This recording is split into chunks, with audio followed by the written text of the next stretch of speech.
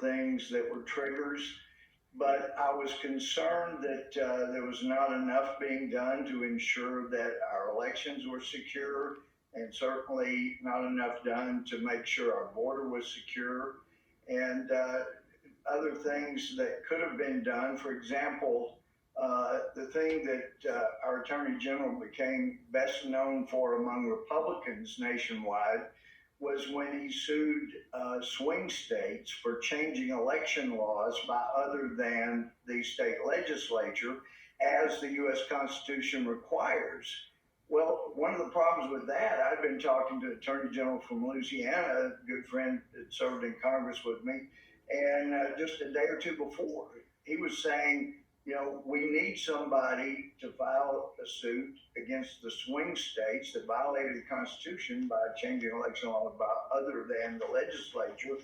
And we don't want Texas to file it because your governor changed some of the laws, just like the states that would be sued. So if Texas filed that suit, it would be doomed the moment it was filed because Texas doesn't have clean hands. We did the same thing wrong, unconstitutionally, that the swing states did.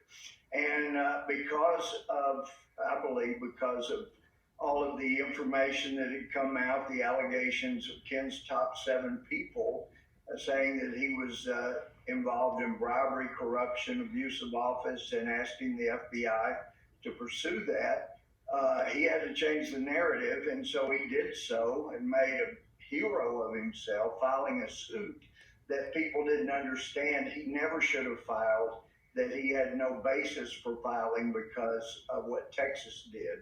And if I'd been Attorney General, I would have gone to, I've known Greg Abbott since we both got elected to be district judges in '92. I would have gone to him and said, Governor, I know you're thinking about changing some election laws, but this is not the way to do it. You need to call a special session, bring in the legislature, and let them do it so your actions are constitutional, and I don't have to sue the governor for not following the Constitution. But he didn't do that, made a name for himself, but at the jeopardy of doing what he should have done. Representative, just to be clear, you feel like, and some folks disagree with you, that changing election law in Texas violated the state constitution? Is that what you're saying? No, the U.S. Constitution requires the U.S. Constitution.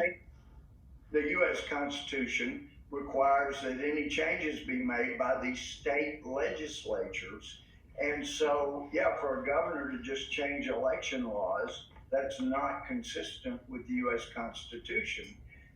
So that has to be, it's supposed to be followed. And I know there are judges that just don't want to take up politically hot things, but the truth is, if Texas were going to change election laws regarding, even during a pandemic, as we know from some justices, a pandemic doesn't mean that you just throw out the Constitution. And it could have been done, it should have been done if we were going to change election laws, do it the way the U.S. Constitution requires. Legally, that argument hasn't gone anywhere, but let me ask you just quickly, Representative, are you bothered at all by Mr. Paxton's legal problems? He's under indictment for securities fraud, been that way since 2015, yeah. And then under FBI investigation. He has said he's denied any wrongdoing, but are you concerned with that at all? Yes, I am, and I know he's told people he's been vindicated on that. I'm extremely concerned about it because, yes, when I voted for him in 2018 for the second time, he was under indictment for securities fraud, for taking a $20,000 kickback, for talking people into buying stock, is what I understood. And there was some question that he fallen into the window where it was legal to accept the $20,000 or not. But that was not the primary concern I had until his top 7 people, Gohmert, that were hired for their intelligence and their integrity. And I know the reputation of a number of those guys, some I know, and for them, they knew when they wrote the letter to the FBI saying our boss, we believe, has violated laws of bribery, corruption, abuse of office. And of course, it arose out of an affair that was alleged, and he's admitted to some senators. But when those 7 risked their future, put them on the line to say, our boss that hired us for our integrity basically is going to rely on our integrity. We cannot abide what's going on, and you need to come and investigate. And I know he's told people, well, that's behind us. I've been exonerated. And of course, Gohmert, you know, if you ask the FBI, are you investigating this person, that person, they always have 2 words, no comment. But when I hear from witnesses that the FBI is still talking to them, they're still talking to witnesses about the case, it's not over.